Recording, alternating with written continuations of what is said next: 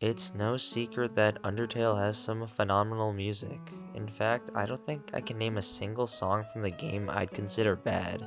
Now, although everyone can probably agree that Undertale has some top-notch music, the answer of which song is the best is incredibly split.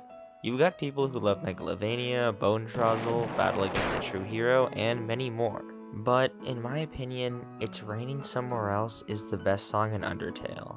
Now, I know that might be a surprise to some due to it being one of the less popular songs in a list full of bangers, but to me, it truly beats out every other. Now, I'm no music expert. Heck, my only musical experience was a year's worth of piano, and because of this, I can't give any technical or professional explanations for why it's the best. But I can give you my subjective from the heart reasoning on why I believe this song is, in my opinion, the best song in Undertale. Now, of course, this is strictly subjective, and if you think any song is better than this, that's okay. At the end of the day, everyone has their own opinions, and now, without further ado, let's get started.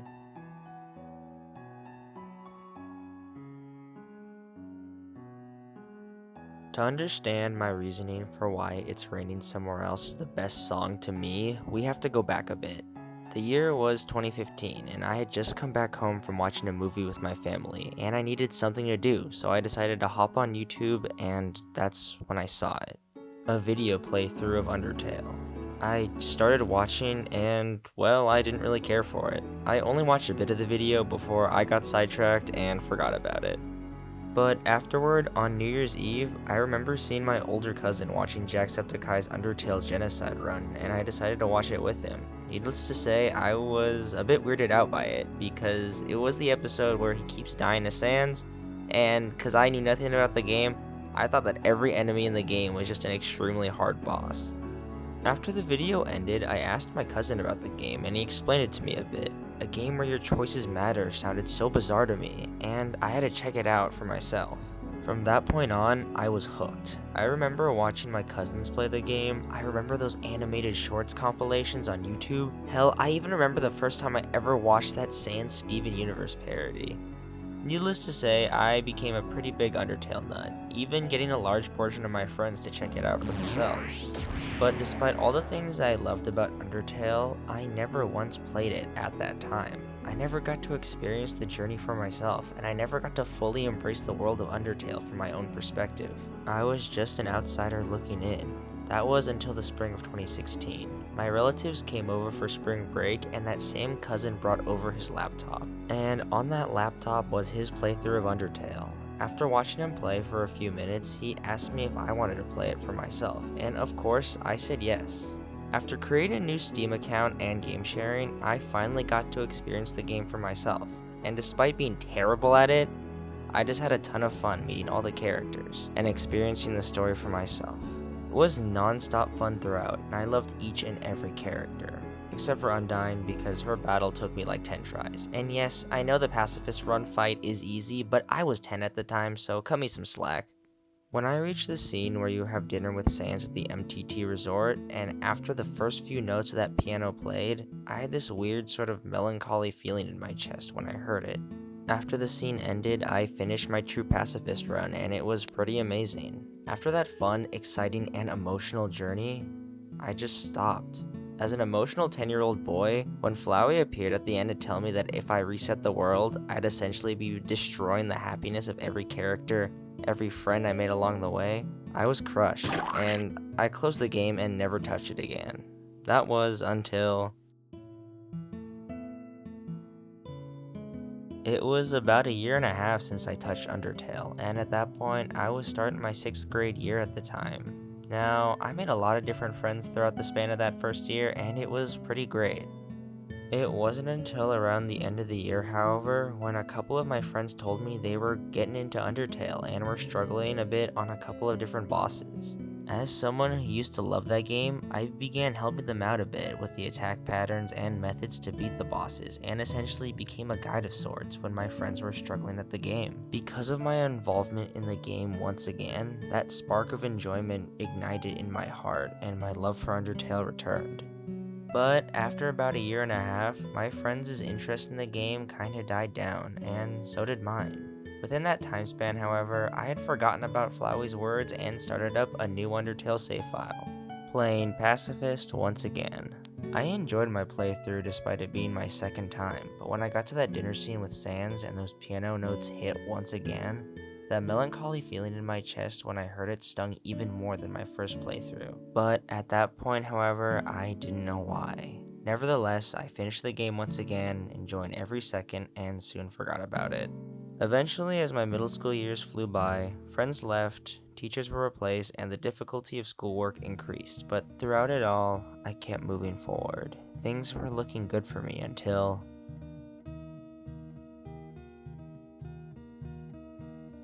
When the pandemic hit, I wasn't initially too bothered. Although I was bummed not to see my friends again, I was pretty happy not waking up early to catch the bus, and everything was alright. That wasn't until the days became monotonous and repetitive. I was starting my freshman year at that time, and every single day was the same. Wake up, sit in the same spot, and listen to the teacher's lecture. The schoolwork I had to do mixed with the lack of being able to interact with my friends due to being stuck in our homes caused my stress levels to rise exponentially. All that stress ended up causing me to have insomnia. I would spend hours upon hours trying to force myself to fall asleep, resulting in me being groggy and exhausted when the school day started. To try and prevent this, I made a music playlist filled with songs to try to get me to relax and sleep. When the sound of rain filled my ears and those first few piano notes echoed out, it caused me to begin thinking. I thought about whether or not I could ever see my friends again. I thought about how much the world changed because of this pandemic.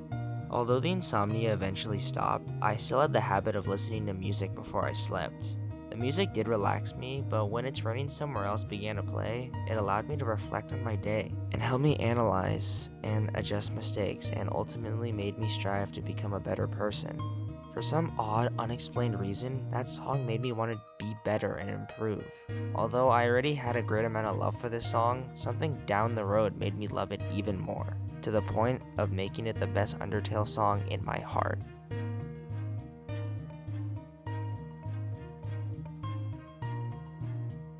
For some odd, unexplained reason, during the summer right before my junior year, something inside me just stopped. Happiness was a lot harder for me to find. The only things that really made me feel any joy were spending time with my friends. For some odd reason, I just felt empty and anxious all the time. At this time, my Undertale Power tier list blew up, sparking my interest in the series once again. So a couple months ago, I decided to play it. Overall, it was still an enjoyable time with the characters, jokes, and fights still being interesting after all these years. And then we get to the scene.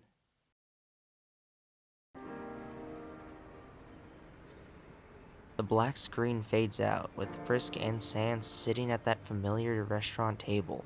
That beautiful piano begins to play, and everything is pretty standard in my eyes.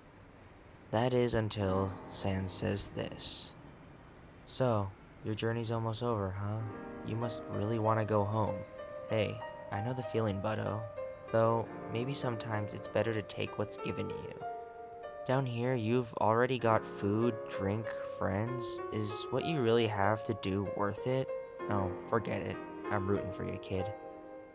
Those words, ones that I've previously looked over, hit me hard. That melancholy feeling I had when the song played in the game was the same that I felt during my junior year.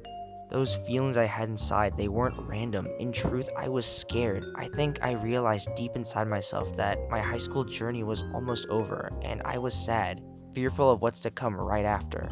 The change. I felt as if I was not ready or prepared enough to deal with what came next. To me, college was a terrifying mountain that I would have to traverse. It's how I felt when I first played Undertale. It's the melancholy realization that all the fun, joy, and emotion you felt during that part of your life was coming to a close. Paving the way for something you know nothing about truly makes it painful. But the part where Sans says, "Is what you have to do really worth it?" made me realize, yes. By taking that step forward, completing your journey, and starting a new chapter in your life, it is truly worth it. You can't stay in your bubble forever. You can't live in fear of what's to come in the future because no matter what, you can handle it. Sure, not every step in completing your journey is going to be easy. Heck, look at the abomination Frisk had to fight. But in the end, sure, Frisk may have food, drink, and friends in the underground, but their journey would have never ended. They would have never completed what they set out to do, and all of monster kind would still be stuck underground if Frisk stayed. Much like Frisk, you have to continue your journey no matter how scared you are of the future. You have to push forward. You have to see your journey to the end so a new one can unfold. And that's what It's Raining Somewhere Else has made me realize. I shouldn't be scared of what's to come in the future. Sure, sometimes I wonder if it's really worth it to set out, away from my friends. And yes, I'm scared to leave my family for college, but I know that although my high school journey is almost over, I don't need to live in fear of change. Because of everything it did for me emotionally and mentally, I truly believe that in my heart and in my soul that It's Raining Somewhere Else is the best song in Undertale.